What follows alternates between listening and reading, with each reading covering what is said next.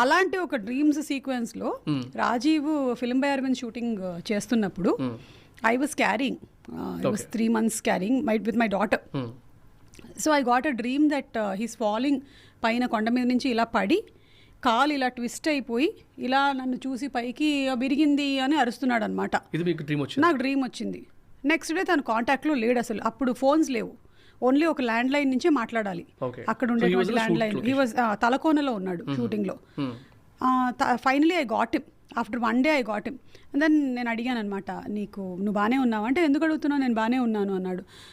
లేదు నాకు ఇలా కళ వచ్చింది, నువ్వు కింద పడిపోయి నీకు కాలు విరిగింది అంటే, ఓసి నీ దుంపదేగా నాకు కాలు విరిగింది అన్నాడు.